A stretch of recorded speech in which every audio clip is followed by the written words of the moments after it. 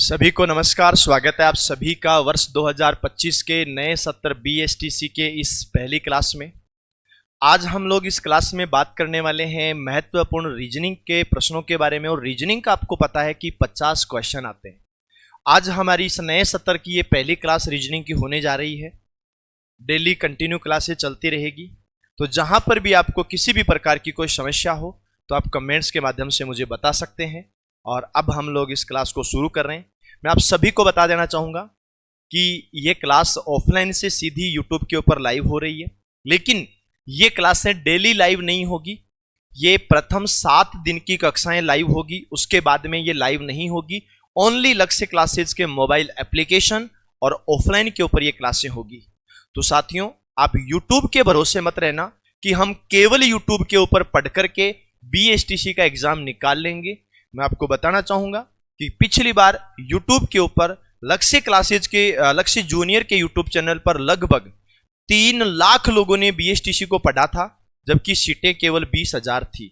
हाँ, ये मान सकता हूं कि उन 20,000 में मैक्सिमम लोग लक्ष्य से जुड़े हुए थे, लेकिन ये कभी नहीं कह सकते कि 3 लाख के 3 लाख पूरे सेलेक्ट हो गए, क्योंकि इतने पद ही नहीं होते हैं। तो केवल यूट्यूब के भरोसे आप कभी भी ना रहें।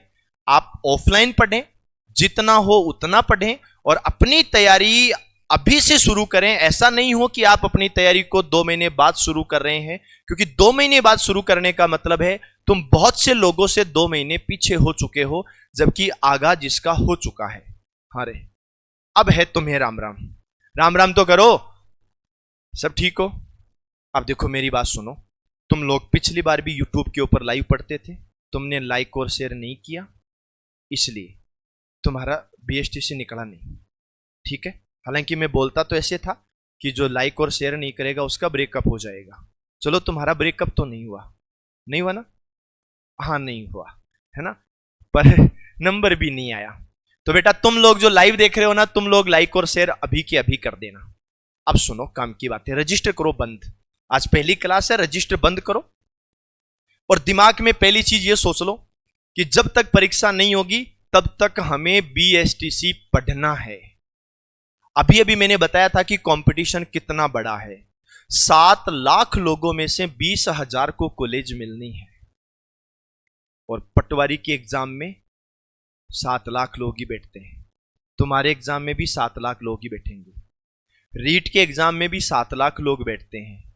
रीट पिछली बार रीट में 7 लाख में से 22,000 को लिया था, और तुम्हारे 7.5 लाख में से 22,000 को, और तुम्हें 7 लाख में से 20,000 को ले लेंगे। कंपटीशन बहुत बड़ा है। प्रेजेंट टाइम में बीएसटीसी का कंपटीशन राजस्थान पुलिस के कंपटीशन जैसा हो गया है, तो हल्के में कभी लेना ही नहीं है। समझ गए? और एक छोटी सी चीज दिमाग में और रख लेना। वो छोटी सी चीज दिमाग में क्या रखोगे? वो तुम ये रख लो कि देखो, अभी आप लोग 12वीं पास करके आए हो। आप 12वीं पास करके आए हो, और बीएसटीसी की तैयारी करने वाले जो विद्यार्थी होते हैं ना, उनकी या तो लेटेस्ट में 12वीं का एग्जाम दिया होगा, या फिर वो फर्स्ट ईयर में पढ़ रहे होंगे, या फिर वो सेकंड ईयर में पढ़ रहे होंगे। इससे ज्यादा कुछ नहीं होता है। 5% लोग ऐसे होते हैं जो फाइनल ईयर में पढ़ रहे होते हैं, और केवल 1% इंसान ऐसे होते हैं जिन्होंने कॉलेज कर ली, उसके बाद उनको लगा कि यार बीएसटीसी करना चाहिए था, हम कर नहीं पाए, इसलिए वो लोग 1% होते हैं। अब तुम लोग जो बीएसटीसी की तैयारी कर रहे हो, जहां तक मेरा मानना है कि तुम यहां हो, क्योंकि पिछली बार हुआ नहीं था। यहां यहां यहां ही होंगे, और तो कहीं नहीं होंगे। ठीक है बेटा, आपकी कौन सी क्लास पास हो गई? 12वीं चल रही है क्या? अभी हो गई। फर्स्ट ईयर है आपका? फर्स्ट ईयर आपका? फर्स्ट ईयर आपका? फर्स्ट आपका? यहां पहुंच गए आपका? अभी 12th हुई है ना? ठीक है, तो आप लोग इसी सर्कल में हैं। ठीक है, पहली चीज मैं बता दूं, आज आप इस रीट पात्रता परीक्षा से पहले बीएसटीसी है ना, तो आज आप बीएसटीसी की शुरुआत कर रहे हो। 2025 में आपको बीएसटीसी में एडमिशन मिलेगा। 2027 में तुम्हारा बीएसटीसी क्लियर हो जाएगा। 2027 में कोई भी रीट का एग्जाम आएगा तुम उसमें बैठ पाओगे। 2028 यहां पर तुम्हारी जॉब लग जाएगी। यह वास्तविक चीज है, अगर आपकी मेहनत बहुत अच्छी रही तो। क्योंकि मैंने देखा है लेवल 1 में पहली बार में निकल जाते हैं, अगर आपकी प्रयास अच्छे रहे तो सच में निकल जाओगे। अब ये मैंने आपको इसलिए बोला है कि देखो 6 महीने बाद एग्जाम है तुम्हारा और तुम आज ही तैयारी करने आ गए। इसका मतलब ये है कि तुम तैयारी को लेकर थोड़ा सा सीरियस हो। उन लोगों से सीरियस हो जो लोग एग्जाम के 1 या 1.5 महीने पहले तैयारी करने आएंगे। उन लोगों से तुम थोड़े ज्यादा सीरियस हो। और आप ये मत समझना कि हम केवल बीएसटीसी कर रहे हैं। आप लोग टीचर बनोगे और टीचर बनने की पहली सीढ़ी, टीचर बनने की जो पहली सीढ़ी होती है ना, वो पहली सीढ़ी अपनी बीएसटीसी ही होती है। तो तुम पहली सीढ़ी पर पैर रख रहे हो। जो लोग जितना लेट पैर रखेंगे वो लोग उतना लेट ऊपर जाएंगे, मतलब लेट सिलेक्शन होगा। ठीक है ना, ये ध्यान रखना है। सबसे छोटी उम्र में टीचर बनने का एक सपना होता है ना, वो बीएसटीसी से ही क्लियर होता है। रीजन क्या है? 12वीं पास करके आओगे, 2 साल की बीएसटीसी। अब जैसे जिन्होंने 2022 में एडमिशन लिया, उनका 2024 चल रहा है, अब वाली पात्रता परीक्षा देंगे और 2025 में सिलेक्शन भी निकाल लेंगे। तो 3 साल ही हुए। 2022 में एग्जाम दिया, 2024 में खत्म, 2025 में सिलेक्शन, 3 साल। तो 2 साल ये मानो और 1 साल ये मानो। मतलब अगर कोई स्टूडेंट फाइनल ईयर में पहुंच रहा है, उसकी बजाय कोई स्टूडेंट बीएसटीसी के माध्यम से टीचर भर्ती तक पहुंच रहा है, तो ये टीचर बनने का सबसे शॉर्टकट तरीका है। अदरवाइज टीचर बनने का तरीका क्या होता है कि तुम 12वीं पढ़ो, 3 साल के कॉलेज करो, 2 साल के बीएड करो और बाद में टीचर की लाइन में आओ। जबकि यहां पर ये 3 साल नहीं होते, 2 साल की बीएसटीसी हो जाती है। इसलिए तुमने जो बीएसटीसी का रास्ता चुना है वो गलत नहीं है। बीएसटीसी का तुम्हारा रास्ता भी सही है, तुम्हारे प्रयास भी सही समय पर शुरू हुए हैं, इसलिए तुम्हें सफलता भी जल्दी ही मिलेगी। आज हम लोग पढ़ना शुरू कर रहे हैं। पढ़ने से पहले मैं आपको थोड़ा सा सिलेबस के बारे में बता देता हूं, उसके बाद में हम हमारा पहला टॉपिक चालू कर लेंगे आज ही। तुम्हारे प्रश्न आएंगे 200। कितने प्रश्न आएंगे? 200। उनमें से टीचिंग एप्टीट्यूड, इसके प्रश्न आएंगे 50। रीजनिंग, इसके प्रश्न आएंगे 50। राजस्थान का जीके, इसके प्रश्न आएंगे 50। इंग्लिश, इसके प्रश्न आएंगे 20। और हिंदी या संस्कृत, इसके प्रश्न आएंगे 30। तुम चाहो तो हिंदी लेना, तुम चाहो तो संस्कृत लेना, उसके प्रश्न आएंगे 30। प्रत्येक प्रश्न 3 नंबर का होगा। 200 प्रश्न 3 नंबर के हैं तो तुम्हारे आएंगे 600। ठीक है। और इस बार की जो कट ऑफ गई थी वो 600 में से 432 नंबर गई थी। कितनी गई थी? 432। पिछली बार की जो कट ऑफ गई थी वो 600 में से 390 गई थी। कितने नंबर बढ़े? लगभग 40-42 नंबर बढ़ गए। अगर अब की बार 20 नंबर भी बढ़ गए ना तो 600 में से 450 करना ही पड़ेगा, इससे कम में नहीं होगा। यह वास्तविक चीज है। यहां पर कुछ चीजें और याद रखना। ये सब्जेक्ट हम लोग पढ़ेंगे और ये आप अपनी लाइफ में पहली बार पढ़ रहे हो। अगर तुमने पिछली बार तैयारी करी है तो तुमने पिछली बार भी पढ़ा होगा, अदरवाइज तो तुम पहली बार पढ़ रहे हो, क्योंकि ये कोई स्कूल में तो आता ही नहीं है, ये केवल यहीं पर आता है। टीचिंग एप्टीट्यूड भी लाइफ में पहली बार पढ़ रहे हो, क्योंकि ये भी स्कूल में नहीं आता है। ये 50 और 50 100 क्वेश्चन, 100 क्वेश्चन 300 नंबर के हो गए। इन 300 में से एक भी नंबर कटना नहीं चाहिए। इनमें जो नंबर कटे कंपटीशन से बाहर होते जाओगे। नंबर कटा कंपटीशन से बाहर। मुश्किल से मुश्किल यहां अगर तुम्हारे पास मार्जिन है तो वो मार्जिन यहां पर 15 नंबर का मान लो, यानी 5 क्वेश्चन। इससे ज्यादा मार्जिन नहीं है। अपने पास जो पिछली बार ऑफलाइन में पढ़ रहे थे ना, कम से कम 80 से ज्यादा स्टूडेंट ऐसे थे जिनके यहां 50 के 50 पूरे सही थे।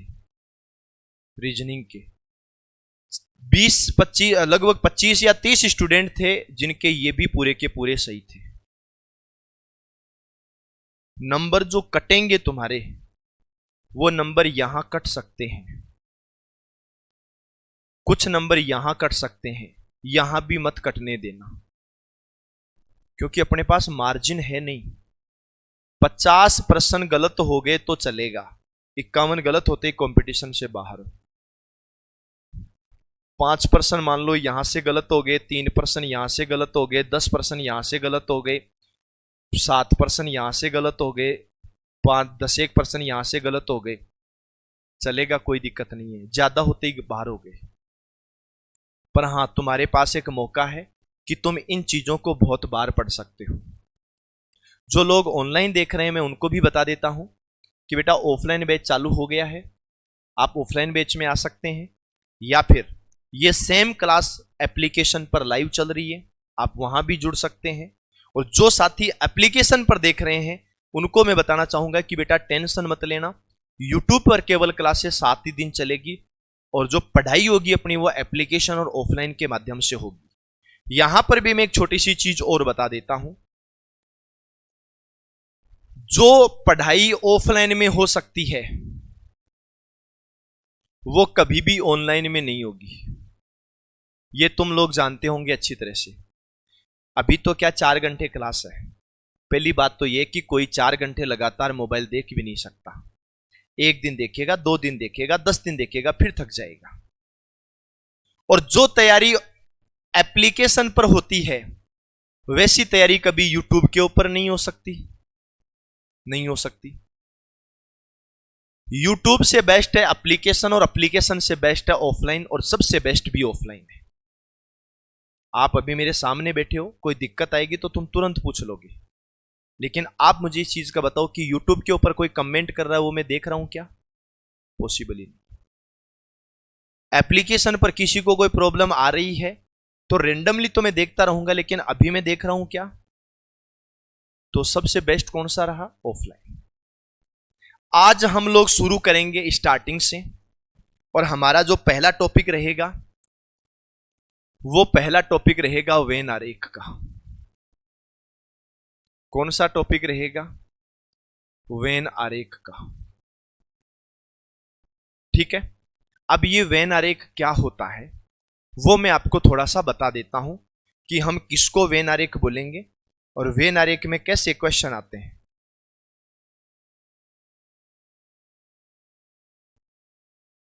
देखो, बोर्ड पे ध्यान देना, लिखना नहीं है, लिखने को मैं टाइम दूंगा, पहले समझो। समझ में आ गया तो लिखने की जरूरी नहीं पड़ेगी, और समझ में नहीं आया तो तुम 1000 बार लिख दो, कोई फर्क भी नहीं पड़ेगा। देखो, वेन आरेख के क्वेश्चन आते हैं हमारे 3। अभी वाले पेपर में 3 प्रश्न आए। 3 प्रश्न आने का मतलब है 3 गुणा 3 यानी 9 नंबर। तुम्हारा टारगेट 450 नंबर का है, उसमें से 9 नंबर यहां से, एक ही टॉपिक से। देखो, वेन आरेख का मतलब होता है रिलेशन, और रिलेशन का मतलब होता है संबंध। रिलेशन का मतलब क्या होता है? संबंध होता है। यहां पर हम लोग रिलेशन की बात करेंगे, यहां पर हम लोग संबंध की बात करेंगे, और संबंध यहां पर हम लोग बनाएंगे 3 तरह से। बोलो, कितनी तरह से बनाओगे? 3 तरह से। एक नाम जो आएगा ना वो आएगा सकारात्मक। क्या नाम आएगा? सकारात्मक, जिसको हम बोलते हैं पॉजिटिव। एक नाम जो आएगा ना वो आएगा नकारात्मक, क्या नाम आएगा? नकारात्मक, जिसे हम लोग बोलते हैं नेगेटिव। और एक नाम जो आएगा ना वो आएगा सकारात्मक नकारात्मक, जिसको हम बोलते हैं पॉजिटिव और नेगेटिव। दोनों चीजें बोलते हैं। 3 प्रकार के रिलेशन होंगे। आप में से कोई मेरे से डर तो नहीं रहा है ना? तो तुम डरे डरे क्यों बैठे हो सब लोग? ए छोटिया, डर क्यों रहा है? हाँ, डरना नहीं है, आराम से अच्छे से पढ़ना है। माइंड में, जैसे तुम लोग क्या स्कूल से निकल के आए हो, स्कूल में क्या मार साहब कूटते थे? कूटता तो मैं भी हूं, भयंकर कूटता हूं। कोई गलती करेगा उठा के बाहर फेंक दूंगा। ऐसा नहीं सोचना है, समझ गए? मैं कूटता उठता कुछ नहीं हूं, तुम तो बस आराम से पढ़ो, अच्छे से पढ़ो, ठीक है ना? देखो सकारात्मक कैसे, पॉजिटिव कैसे। क्या आप लोगों ने राजस्थान का नाम सुना है? अरे बोलो ना, राजस्थान का नाम सुना है? चलो, लास्ट टाइम राजस्थान का नाम कब सुना? कब? 10 मिनट पहले राजस्थान किसने बताया? अरे अभी अभी बोल रहा हूं ना मैं, 20-25 सेकंड पहले ही बोला है। हाँ, राजस्थान। आप लोगों ने राजस्थान के बारे में सुना है? आप लोगों ने भारत के बारे में सुना है? और आप लोगों ने उदयपुर के बारे में सुना है? क्या आपने इनके सबके बारे में सुना है? राजस्थान के बारे में, भारत के बारे में, उदयपुर के बारे में। तो आप फिर जानते भी होंगे राजस्थान, भारत और उदयपुर को। इन तीनों के बीच में कोई रिलेशन है क्या? आपको जो आता है वो बताओ, सिखाने की गारंटी मेरी है। मैं मेरे 50 क्वेश्चन की गारंटी लेता हूं। जो बोर्ड पर पढ़ा दिया, जो कॉपी में लिखवा दिया, उससे बाहर नहीं आएगा। एक शर्त है, जब तक परीक्षा नहीं हो तब तक मुझे फॉलो करते रहना। जो मैं बता रहा हूं वो पढ़ते रहना। मैं कभी नहीं बोलूंगा कि 10 घंटे 12 घंटे पढ़ना, ठीक है? बताओ, राजस्थान, भारत और उदयपुर में क्या रिलेशन है? ठीक है, मतलब मैं ये कह सकता हूं कि अगर ये भारत होता है, अगर ये भारत होता है तो ये राजस्थान होगा, भारत के अंदर राजस्थान होगा, और ये राजस्थान के अंदर उदयपुर होगा। मैंने सही बोला? ये रिलेशन होता है, इसे बोलते हैं वेन आरेख। हमें ऑप्शन में ये ढूंढना है, ऐसे वाला। कोई नाम लिख करके नहीं बताएगा कि ये भारत का डायग्राम है। तुम्हें मन ही मन में सोचना है कि क्या भारत के अंदर राजस्थान, राजस्थान के अंदर उदयपुर हो सकता है? आपके दिल से आवाज आती है कि हो सकता है, तब तो ये सही है।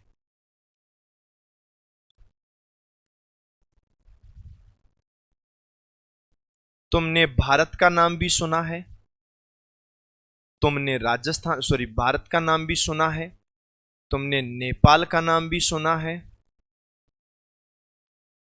और तुमने श्रीलंका का नाम भी सुना है। क्या इनमें आपस में कोई रिलेशन है?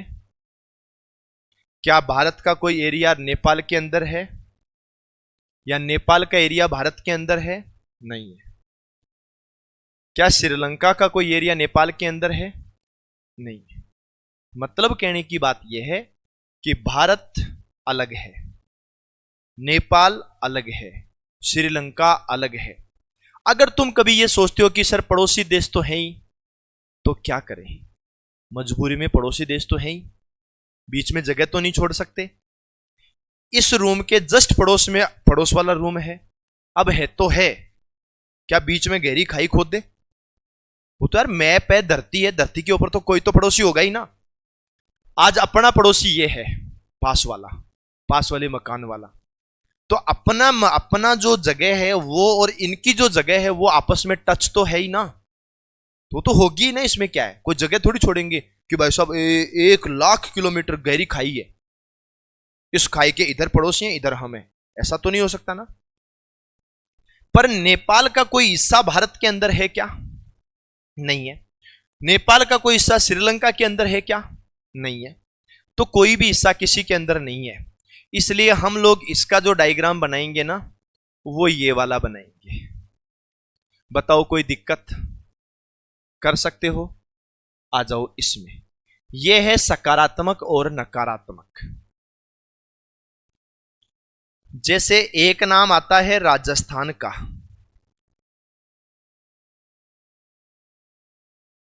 जैसे एक नाम आता है चंबल नदी का,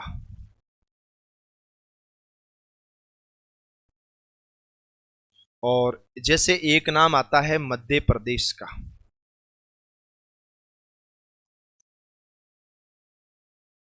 ये तीन नाम आते हैं। तुम जानते हो क्या चंबल नदी कहां है? कहां बहती है? राजस्थान में बहती है? अरे चंबल नदी कहां है? ऊपर बादलों में। कहां है? अरे बोलो बोलो, कितने भोले हैं रे। हे भगवान, तुम्हें घर वालों ने जबरदस्ती बिठाया क्या? क्यों बेटा, बोल तो। नहीं पता?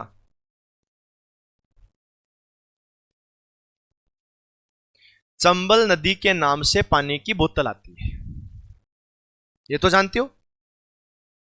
ये जानती है बेटा, चंबल नदी है, पानी की बोतल कहां से आएगी? तुम सच में बावड़े हो रहे, भोले हो यार, सबके सभी।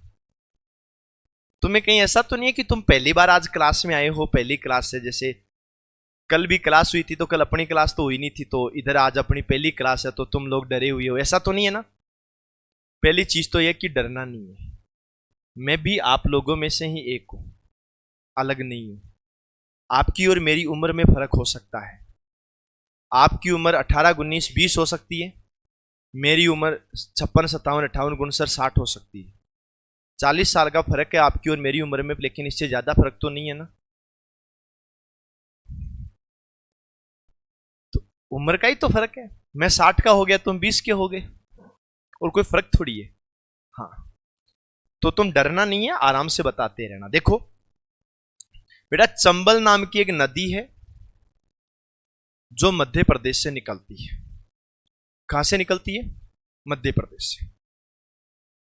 ये मध्य प्रदेश से निकलती है, फिर राजस्थान में आती है, कोटा, सवाई माधोपुर, करौली, भरतपुर, उधर से नदी बहती है।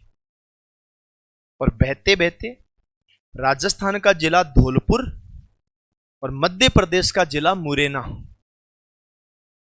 इन दोनों का बॉर्डर बनाते बनाते यूपी में घुस जाती है। समझ गए? तो देखो मैं आपको पूरा बताता हूं। यह आ गया है इधर राजस्थान, यह आ गया है इधर मध्य प्रदेश। तुम ये तो जानते हो ना कि राजस्थान और मध्य प्रदेश में तो कोई लिंक है ही नहीं। राजस्थान, एक चीज बताओ ईमानदारी से बताना, सबसे सुंदर मैप कौन से स्टेट का है? राजस्थान का है। सबसे सुंदर नक्शा जो है, मैप जो है ना, वो अपने राजस्थान का है।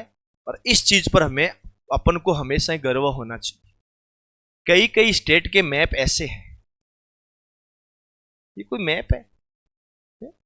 पेज के, अगर पेज में मैप बनाना चाहें तो आधा पेज तो खाली पड़े लो। एक अपना है कि भाई अगर तुम्हारा ये पेज है, पूरा भरेंगे, है ना? अपना सबसे अच्छा है।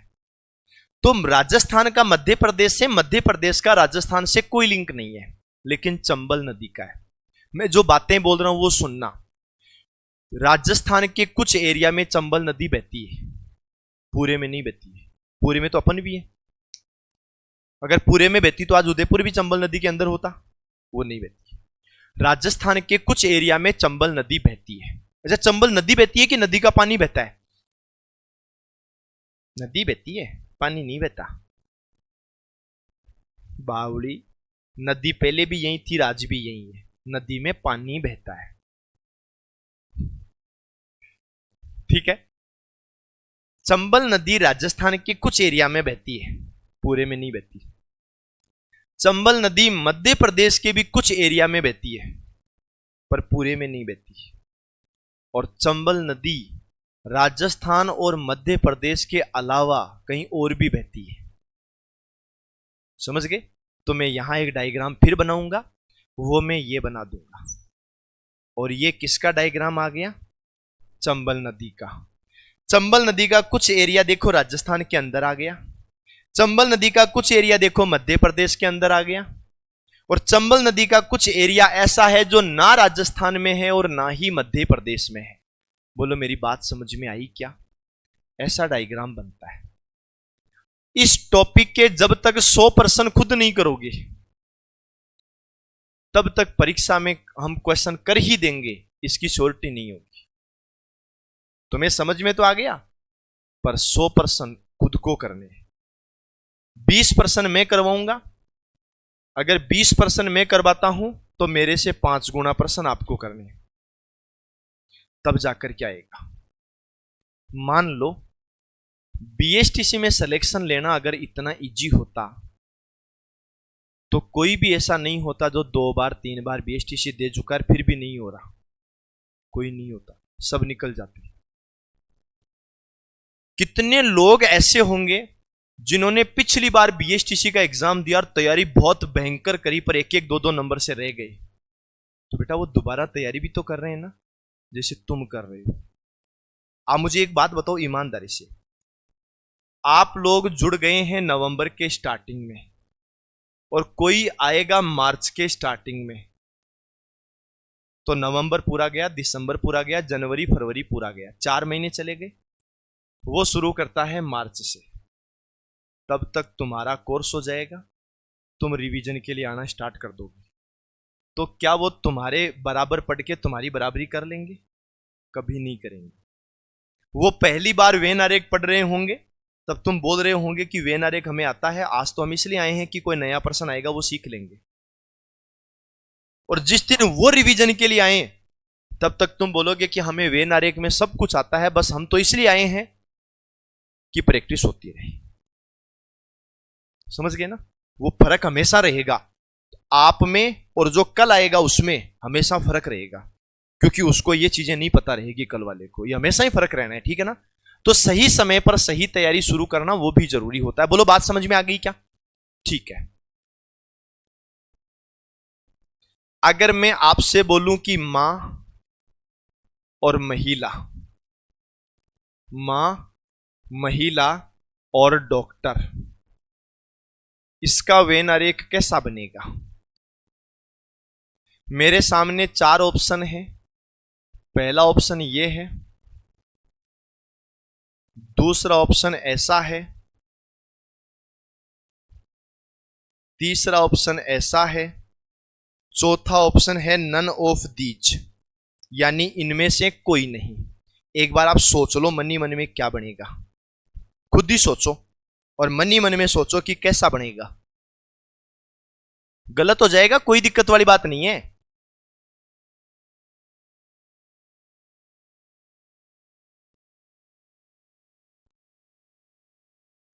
अगर मान लो गलत तो हो भी गया तो कोई दिक्कत नहीं है, तुम तो मस्त रहो।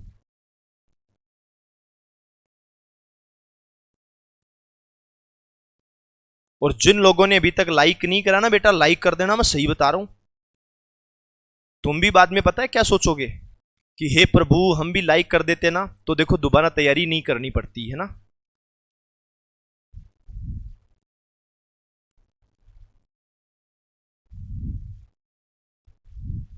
हाँ अब सुनो, देखो तुम्हें यहां पर कुछ चीजें पता लगेगी कि मां है, महिला है, डॉक्टर है, इनका रिलेशन कैसा बनेगा। एक छोटी सी बात बताओ, मां महिला होती है या महिला मां होती है? फिर सोचो, हर बार उत्तर बताने का ठेका इन्होंने नहीं लिया, तुम भी बताओ मां महिला होती है कि महिला मां होती है? अरे बोलो ना, तुम भी बोलो, मां महिला होती है या महिला मां होती है, या दोनों एक ही बात है? महिला मां होती है। आप महिला हैं? आप महिला हैं? आप महिला हैं? है पर मां नहीं है ना? तो उल्टा बोला ना, जो मां होती है ना वो महिला होती है, ये ध्यान रखना। जो मां होती है वो डेफिनेट पक्का महिला होती है। लेकिन महिला मां हो ये जरूरी नहीं है। महिलाएं तो आप भी हैं। अब आप ये मत बोलना कि हम लड़कियां हैं, छोरियां हैं। तुम लड़कियां हो ये उम्र के हिसाब से पता लगता है, तुम बालिकाएं हो ये उम्र के हिसाब से पता लगता है। लेकिन तुम महिला हो और आप लोग पुरुष हो, ये जो अपना जो कैटेगरी होती है महिला और पुरुष, मेल और फीमेल, उससे पता लगता है। फीमेल है आप, फीमेल को ही महिला बोलते हैं। समझ गए? कोई ये मत बोलना कि सर 18 साल के बाद शादी हो जाती है बाद में उसको महिला बोलते हैं। महिला और पुरुष दो ही तो होते हैं। तो ये तुम्हें ध्यान रखना है, ठीक है ना? तो याद रखो, ये डायग्राम मैंने बनाया मां का। किसका डायग्राम बनाया? मां का। और मां जो होती है ना, वो मां क्या होती है? महिला होती है।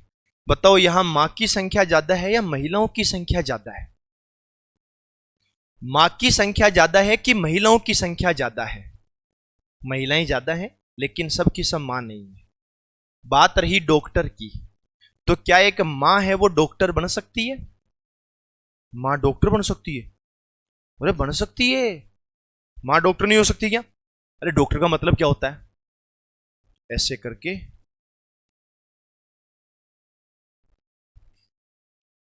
तुम्हें पता है जब डॉक्टर इंजेक्शन भरता है हर बार, तो ऐसे ऊपर की तरफ जरूर करता है, ऊपर करके ऐसे करता है। वो ऊपर ऐसे कर, भगवान तेरे भरोसे लगा रहा हूं, तू देख लेना तेरे हिसाब से। तो सुनो मेरी बात, एक मां है वो भी डॉक्टर हो सकती है, एक महिला है वो भी डॉक्टर हो सकती है, लेकिन सभी मां डॉक्टर नहीं होती और सभी महिलाएं डॉक्टर नहीं होती। इसलिए हमारा जो डायग्राम बनेगा वो ऐसा बनेगा। और ये किसका डायग्राम बनेगा? डॉक्टर का डायग्राम बनेगा। और ये डॉक्टर का डायग्राम क्यों बनेगा ये बताओ मुझे। डॉक्टर जो होता है ना वो महिला भी हो सकता है, डॉक्टर जो होगा ना वो मां भी हो सकता है, पर डॉक्टर जो होगा ना वो मां और महिला के अलावा पुरुष भी हो सकता है। पुरुष भी तो डॉक्टर होता है ना। हाँ, गांव में जरूर हम अलग बोलते हैं, आदमी है तो डॉक्टर और महिला है तो डॉक्टरनी, ऐसे हम गांव में बोलते हैं। पुरुष है तो मास्टर और महिला है तो मास्टरनी, पुरुष है तो डाकिया, महिला है तो डाकण। ऐसे गांव में बोलते हैं। और तुम भी ध्यान रखना, डाकिया से शादी मत करना, नहीं लोग तुम्हें डाकण दीदी, डाकण बुआ, डाकण आंटी ऐसे बुलाएंगे, है ना? ये ध्यान रखना है। तो चलो मेरी बात समझ में आ गई। बताओ ये वाला क्वेश्चन समझ में आ गया क्या? अरे समझ में आ गया ना? पढ़ने में मजा आ रहा है? ऑनलाइन वाले बेटा तुम भी बता दो, पढ़ने में मजा आ रहा है कि नहीं आ रहा? अगर पढ़ने में मजा नहीं आ रहा मैं क्लास बंद करा दूंगा। हाँ ठीक है। हाँ, और देखो फिर से मैं बता रहा हूं, यूट्यूब के ऊपर क्लासेस जो चलेगी ना वो केवल 7 दिन ही चलेगी। समझ गए मेरी बात? रीजन क्या है कि भर्तियां बहुत हैं और ये 7 दिन भी क्लासरूम से ही चलेगी, अलग से क्लास लेने का भी बिल्कुल भी टाइम नहीं है। तो तुम लोग है ना ये मत सोचना कि हम केवल यूट्यूब के भरोसे बीएसटीसी निकाल देंगे, पीटीटी निकाल देंगे। बेटा यूट्यूब के भरोसे बीएसटीसी और पीटीटी निकालते ना तो इस बार दोबारा नहीं पढ़ना पड़ता। इसलिए तुम लोग कंटिन्यू पढ़ना, अभी से पढ़ना, लेकिन यूट्यूब के भरोसे मत रहना। आप ऑफलाइन आ सकते हो तो ऑफलाइन, अदरवाइज ऑनलाइन कर सकते हो तो एप्लीकेशन से आ जाना, कोई बड़ी चीजें नहीं है, ये ध्यान रखना। चलो बहुत अच्छी बात, आगे सुनो। एक क्वेश्चन और बताता हूं मैं आपसे। पिता होता है और पुरुष होता है और वकील होता है। वकील शब्द महिला के लिए भी होता है और पुरुष के लिए भी होता है, मतलब सेम वैसा ही बनेगा जैसा अभी बनाया था, सेम ही डायग्राम बनेगा।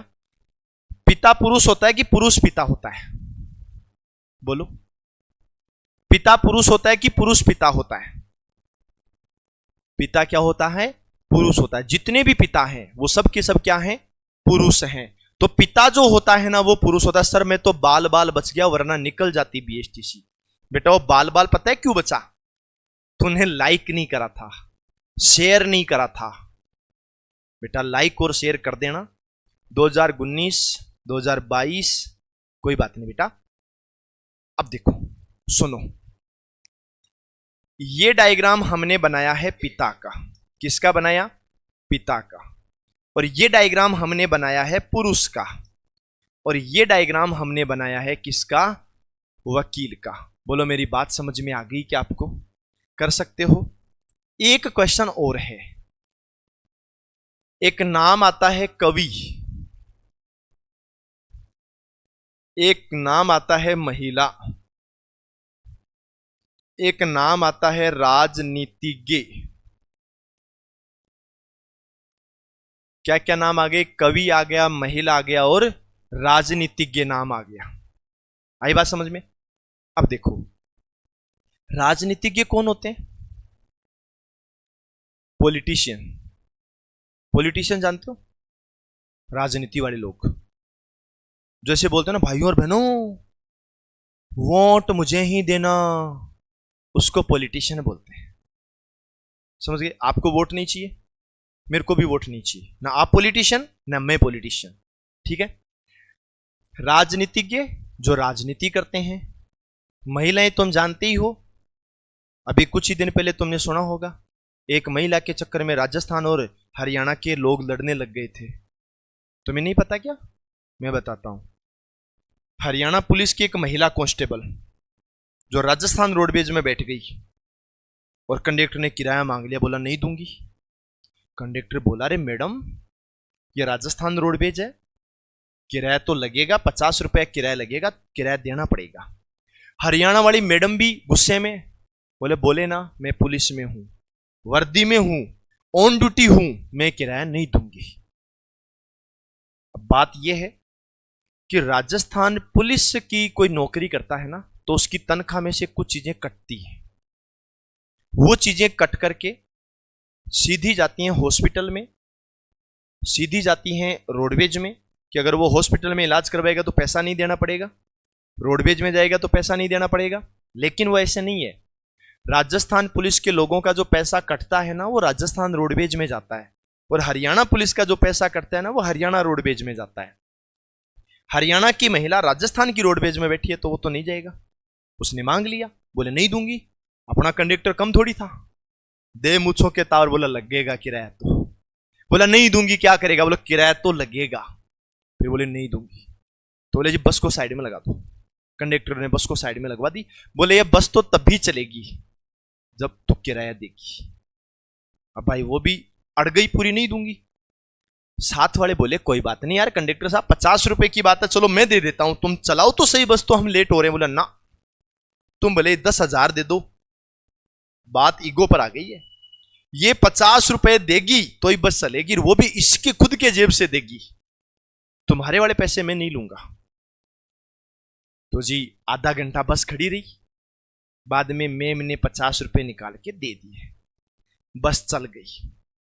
ये बात हरियाणा पुलिस को बुरी लगी कि हमारी पुलिस वाली से किराया ले लिया तुमने बेइज्जती कर दी राजस्थान वालों के सामने हरियाणा वाली की। इन्होंने क्या किया? राजस्थान रोडवेज हरियाणा के अंदर गई तो उसके चालान काटने शुरू कर दिए, ये कहते हुए कि तुम वही हो ना जो हमारी वाली से किराया मांगा था। इनके चालान काटने शुरू कर दिए बिना ही मतलब की। राजस्थान वालों ने कहा रे मान जाओ, ये बातें पुरानी हैं, एक महिला के चक्कर में तुम लड़ाइयां मत करो, चालान वालान मत काटो, चलने दो। ये नहीं माने। इन्होंने पहले दिन में 30 बसों के चालान काट दिए, दूसरे दिन फिर 30 बसों के चालान काटे। अपने वालों ने कहा मान जाओ, पर नहीं माने। तीसरे दिन फिर चालान काटना शुरू किया तो अपने वाले बोले कि यार ऐसे तो मानेंगे नहीं। अपने वालों ने भी चालू कर दिया। इन्होंने 3 दिन में 90 बसों के चालान काटे। कितने के? 90 के। और अपने राजस्थान वाले चालू हुए, एक दिन में 97 बसों के चालान काटे और 13 बसों को सीज कर दिया। समझ गए? 97 के तो चालान काट दिए और 13 को सीज कर दिया। जैसे ही हरियाणा वाले चालान काट रहे थे तो हरियाणा वालों ने अपने ड्राइवरों को कह दिया कि तुम राजस्थान में जा तो रहे हो, गलती मत करना वरना वो चालान काटेंगे, क्योंकि अपने भी काट रहे हैं, तुम नियम सब फॉलो करो। अब राजस्थान वालों के भी ईगो पे आ गई, उन्होंने कहा ऐसा तो हो ही नहीं सकता, हम भी चालान काटेगा। वो पुष्पा वाली मूवी का डायलॉग ना, मैं झुकेगा नहीं साला, मैं चालान तो काटेगा। बस को रोका, रोक करके ड्राइवर से पूछा, ड्राइवर मिराज खा रहा, जब मिराज खा रहा है तू, गाड़ी चलाते खा रहा है तू, चालान काट दिया। ड्राइवर की यूनिफॉर्म होती है, ड्राइवर को बोला नीचे आ, नीचे आया, अच्छा यूनिफॉर्म में तूने शर्ट दबा नहीं रखा, चालान।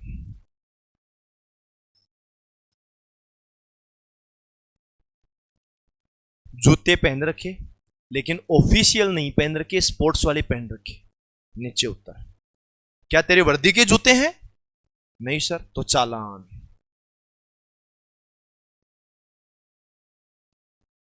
हरियाणा, अब जैसे राजस्थान रोडवेज पे लिखा होता है राजस्थान पथ परिवहन निगम, वैसे हरियाणा पथ परिवहन निगम होता है, उन्होंने हरियाणा पथ परिवहन निगम को शॉर्ट में लिख दिया HRTC। अच्छा तो तुम शॉर्ट में लिखोगे, चालान।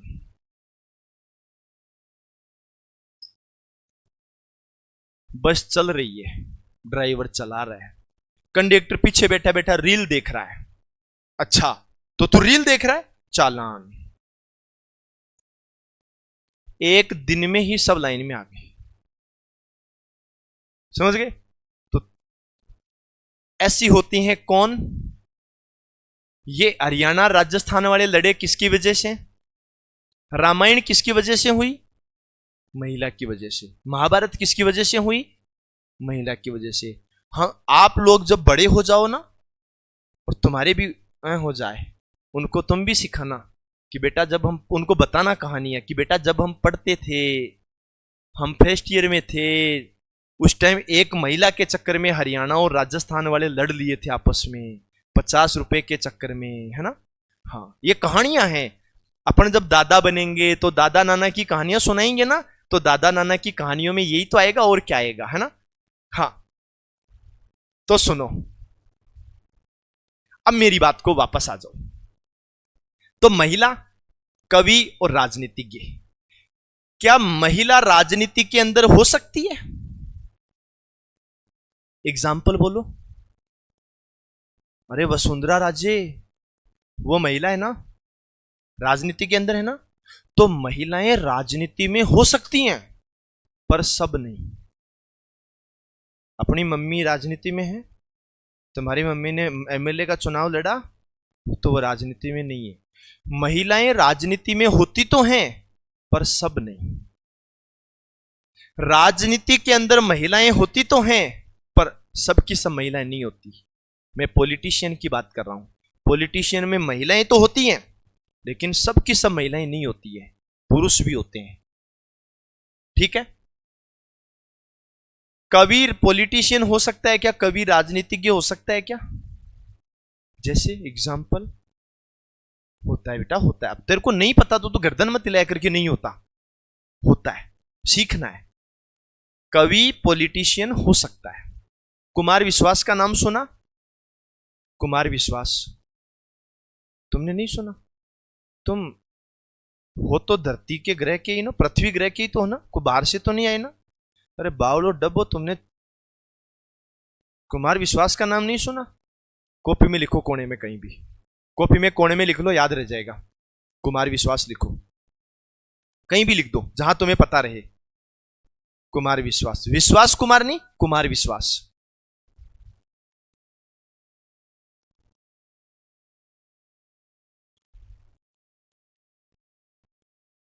चलो लिखा, आ जाओ। कुमार विश्वास एक बहुत अच्छे कवि है, एक बहुत अच्छे कवि है। इंडिया के टॉप 10 कवियों के अंदर कुमार विश्वास है, टॉप 3 में, सॉरी, को टॉप 3 में। तुमने तारक मेहता का उल्टा चश्मा देखा है? हाँ, वो तो देख लोगे तुम। हाँ, तारक मेहता के उल्टा चश्मा में तारक मेहता है, वो भी एक कवि है, थोड़े दिन पहले उदयपुर आया था। ठीक है? अभी 5-6 दिन पहले आया था, जब मेला चल रहा था ना अपने इधर नगर निगम वाले गार्डन में, तब आया था। कुमार विश्वास एक अच्छा कवि है, लेकिन उन्होंने 2014 में प्रधानमंत्री जी के सामने चुनाव भी लड़ा था, तो वो कवि होते हुए राजनीति के अंदर था। ठीक है, तो कवि राजनीति के अंदर हो सकता है, पर सब नहीं। एक अपने उदयपुर के भी एक बहुत अच्छे कवि हैं, सिद्धार्थ देवल सर। तुम शायद नहीं जानते होंगे, क्योंकि तुम तारक मेहता जैसे सीरियल देखते हो, तुम कवि को देखते नहीं हो। सिद्धार्थ देवल सर जो उदयपुर के बहुत अच्छे कवि हैं, वो उदयपुर के हैं, लेकिन इंडिया के हर स्टेट के अंदर वो जाते हैं। ऑल ओवर इंडिया जानता है उनको। कभी मैं आपसे भी मिलवाऊंगा उनको, अपने आते ही रहते हैं यहाँ, हमारे बहुत अच्छे दोस्त भी हैं, है ना, मिलवाऊंगा मैं आपको। तो वो कवि हैं पर राजनीति में नहीं है। मतलब बात यह है कि यार कवि राजनीति में होता तो है, पर सब नहीं होता। अब मुझे एक बात बताओ, कोई ऐसा भी है जो महिला कवि है? कवि है पर महिला है? जैसे एग्जाम्पल, चलो मैं बताता हूं। तुम एक बात हमेशा ध्यान रखना, हम भले कम पढ़ेंगे, लेकिन वो पढ़ेंगे जहां से प्रश्न गलत नहीं होना चाहिए। मैं चाहता तो अभी तक 20% करवा देता, लेकिन समझ में नहीं आए तो 100 करा दो, उससे क्या फर्क पड़ता है। तो सुनो, ये मैंने डायग्राम बनाया है कवि का। किसका बनाया है? कवि का। ये मैंने डायग्राम बनाया है राजनीतिज्ञ का, और ये मैंने डायग्राम बनाया है महिला का। और तुम एक बात बहुत अच्छे से समझना,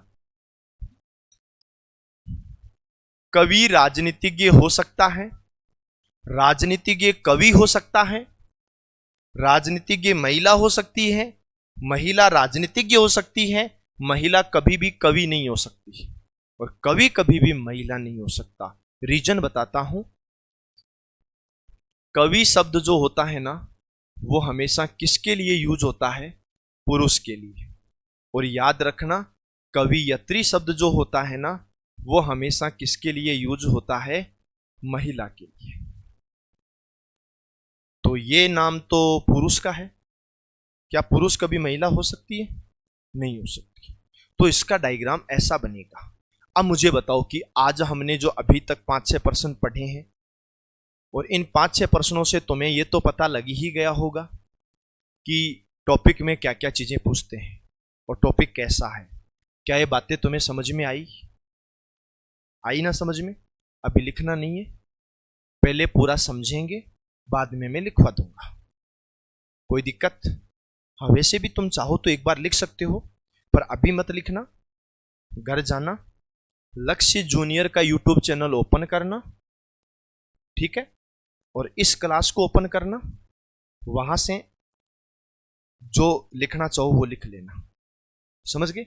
ये डेली ऐसा नहीं करना है, वो तो मैं क्लास में लिखूंगा। अभी आज पहला दिन है हमारा, इसलिए हमने लिखा कम और केवल समझने के ऊपर ध्यान दिया है। अब दूसरी चीज और सोचो, अगर तुम्हें आज की क्लास समझ में आई है तो कल की क्लास आज वाली से अच्छी समझ में आएगी, परसों की क्लास कल वाली से अच्छी समझ में आएगी। अगर पहला प्रश्न समझ में आया है तो दूसरा आएगा, दूसरा आया है तो तीसरा आएगा। और मेरे ऑनलाइन वाले भाइयों, तुम लोग भी क्लास को लाइक नहीं करा तो कर देना, शेयर नहीं करा तो कर देना। और बेटा जो लाइक और शेयर नहीं करता ना, उसका ब्रेकअप हो जाता है, ध्यान रखना। जैसे हमारे क्लास में भी कई लोग बैठे हैं जिनका हो गया पिछली बार से, तो तुम ध्यान रखना, डेली अपन पढ़ेंगे। और अब हम अगली क्लास के लिए कल मिलेंगे। और हाँ, तुम भी ध्यान रखना, रात को 9 बजे, रात को कितने बजे? 9 बजे आज से हमारी एक क्लास शुरू हो रही है। वो वैसे तो पटवारी के लिए हो रही है, ठीक है, लेकिन उसमें स्टार्टिंग के 8 दिन तक, एक दिन गणित, एक दिन रीजनिंग, एक दिन गणित, एक दिन रीजनिंग, वो चलेगी। क्यों चलेगी? क्योंकि हम पटवारी के पुराने पेपर का सॉल्यूशन करेंगे। 9वें दिन से हम रीजनिंग चालू कर देंगे प्रॉपर। तो तुम एक काम करना, आज रात को 9 बजे वाली क्लास भी अटेंड करना। लिखा हुआ पटवार होगा, लेकिन सिलेबस पटवारी का, राजस्थान पुलिस का, ग्राम सेवक का, बीएसटीसी का, पीटीटी का, सबका सेम ही होता है। तो तुम्हें अच्छे पर्सन मिलेंगे। वो क्लास भी तुम अटेंड करना, बाकी बातें अपन लोग कल करेंगे।